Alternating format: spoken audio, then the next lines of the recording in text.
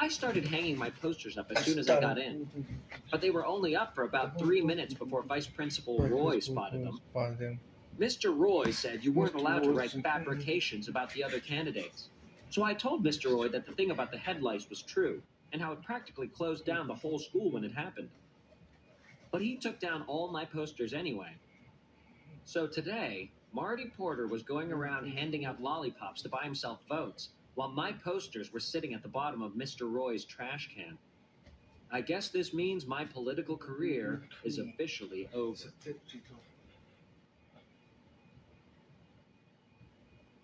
October.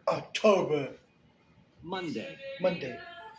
Well, it's finally October, and there are only 30 days left until Halloween. Halloween is my favorite holiday, even though Mom says I'm getting too old to go trick-or-treating anymore. Halloween is Dad's favorite holiday, too, but for a different reason.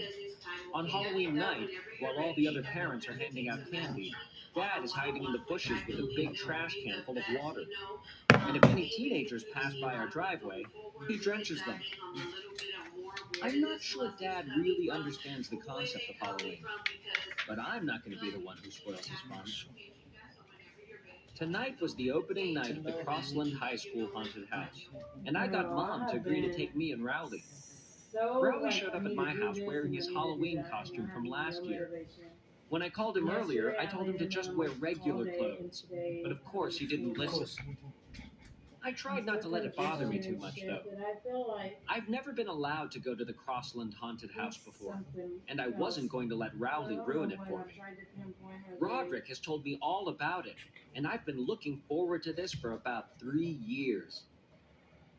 Anyway, when we got to the entrance, I started having second thoughts about going in. But Mom seemed like she was in a hurry to get this over with, and she moved us along. Once we were through the gate, it was one scare after another. There were vampires jumping out at you, and people without heads, and all sorts of crazy stuff. But the worst part was this area called Chainsaw Alley. There was this big guy in a hockey mask, and he had a real chainsaw. Roderick told me the chainsaw had a rubber blade, but I wasn't taking any chances. I ran. Right when it looked like the chainsaw guy was going to catch us, Mom stepped in and bailed us out. She said, "That's not nice." And he mumbled, "I'm sorry, ma'am." Mom made the chainsaw guy show us where the exit was, and that was the end of our haunted house experience right there. I guess it was a little embarrassing when Mom did that, but I'm willing to let it go this one time. Saturday. The Crossland haunted house really got me thinking. Those guys were charging $5 a pop, and the line stretched halfway around the school. I decided to make a haunted house of my own. Actually, I had to bring Rowley in on the deal, because Mom wouldn't let me convert our first floor into a full-out haunted mansion. I knew Rowley's dad wouldn't be crazy about the idea either, so we decided to build the haunted house in his basement and just not mention it to his parents. Me and Rowley spent most of the day coming up with an awesome plan for our haunted house. Here was our final plan. A hall of screams, a lake of blood, a bottomless pit, a rat tunnel, a maze of 1,000 skulls, a knife alley, a severed hand hall, and last, a death slide into an acid lake. I don't mean to brag or anything, but what we came up with was way better than the Crossland High School haunted house. We realized we were going to need to get the word out that we were doing this thing, so we got some paper and made up a bunch of flyers. Haunted house with live sharks. I'll admit, maybe we stretched the truth a little in our advertisement, but we had to make sure people actually showed up. By the time we finished putting the flyers up around the neighborhood and got back to Rowley's basement, it was already 2:30, and we hadn't even started putting the actual haunted house together yet. So we had to cut some corners from our original plan. When 3 o'clock rolled around, we looked outside to see if anyone had showed up, and sure enough, there were about 20 neighborhood kids waiting in line outside Rowley's basement. Now, I know our flyer said admission was 50 cents, but I could see that we had a chance to make a killing here. So I told the kids that admission was $2 and the 50-cent thing was just a typo. The first kid to cough up his $2 was Shane Snella.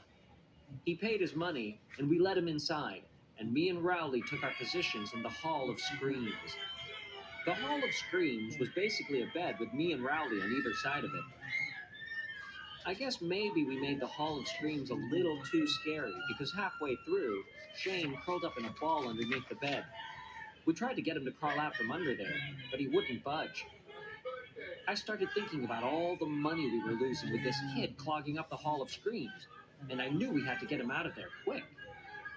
Eventually, Rowley's dad came downstairs. At first, I was happy to see him, because I thought he could help us drag Shane out from under the bed and get our haunted house cranking again. But Rowley's dad wasn't really in a helpful mood. Rowley's dad wanted to know what we were doing and why Shane Snella was curled up under the bed. We told him that the basement was a haunted house and that Shane Snella actually paid for us to do this to him. But Rowley's dad didn't believe us. I admit that if you looked around, it didn't really look like a haunted house. All we had time to put together was the Hall of Screams and the Lake of Blood, which was just Rowley's old baby pool with half a bottle of ketchup in it. I tried to show Rowley's dad our original plan to prove that we really were running a legitimate operation, but he still didn't seem convinced. And to make a long story short, that was the end of our haunted house. The good news is, since Rowley's dad didn't believe us, he didn't make us refund Shane's money. So at least we cleared $2 today. Sunday. Rowley ended up getting grounded for that whole haunted house mess yesterday. He's not allowed to watch TV for a week, and he's not allowed to have me over at his house during that time. That last part really isn't fair, because that's punishing me, and I didn't even do anything wrong. And now where am I supposed to play my video games? Anyway, I felt kind of bad for Rowley, so tonight, I tried to make it up to him. I turned on one of Rowley's favorite TV shows, and I did a play-by-play over the phone so he could kind of experience it that way. I did my best to keep up with what was going on the screen, but to be honest with you, I'm not sure if Rowley was getting the full effect. Tuesday. Well, Rowley's grounding is finally over, and just in time for Halloween, too. I went up to his house to check out his costume, and I have to admit, I'm a little jealous. Rowley's mom got him this night costume that's way cooler than his costume from last year. His night outfit came with a helmet and a shield and a real sword and everything. I've never had a store-bought costume before. I still haven't figured out what I'm going to go as tomorrow night, so I'll probably just throw something together at the last minute. I figure maybe I'll bring back the toilet paper mummy again. But I think it's supposed to rain tomorrow night, so that might not be the smartest choice. In the past few years, the grown-ups in my neighborhood have been getting cranky about my lame costumes, and I'm starting to think it's actually having an effect on the amount of candy I'm bringing in. But I don't really have time to put together a good costume, because I'm in charge of planning out the best route for me and Rowley to take tomorrow night. This year, I've come up with a plan that'll get us at least twice the candy we scored last year. Halloween. About an hour before we were supposed to start trick-or-treating, I still didn't have a costume. At that point, I was seriously thinking about going as a cowboy for the second year in a row.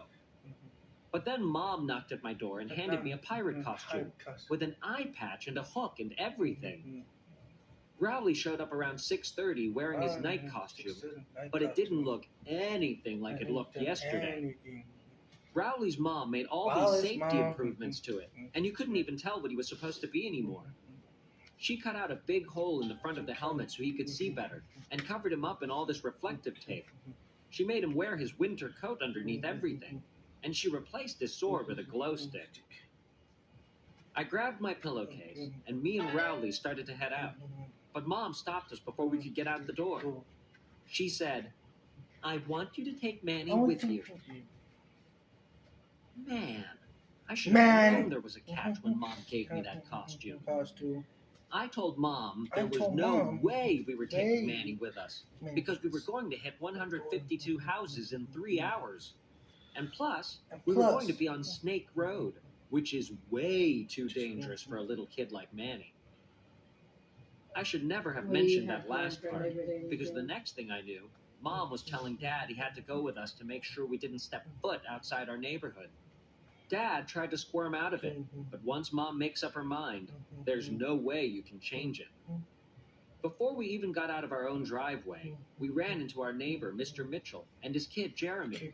So, of course, they tagged along with us.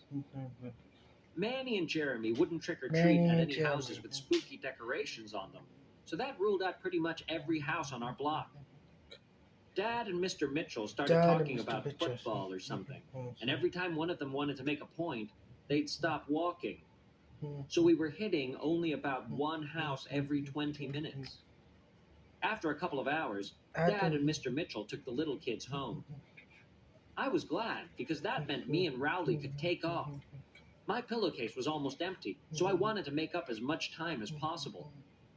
A little while later, Rowley told me he needed a potty break. I made him hold off for another 45 minutes, but by the time we got to my grandma's house, it was pretty clear that if I didn't let Rowley use the bathroom, it was going to get messy. We started talking in May. So I told Rowley if he wasn't back outside in 1 minute, I was going to start helping myself to his candy. After that, we headed back out on the road. But it was already 10:30, and I guess that's when most grown-ups decide Halloween is over. You can kind of tell, because that's when they start coming to the door in their pajamas and giving you the evil eye. We decided to head home. We made up a lot of time after Dad and Manny left, so I was pretty satisfied with how much candy we took in. When we were halfway home, this pickup truck came roaring down the street with a bunch of high school kids in it. The kid in the back was holding a fire extinguisher, and when the truck passed by us, he opened fire.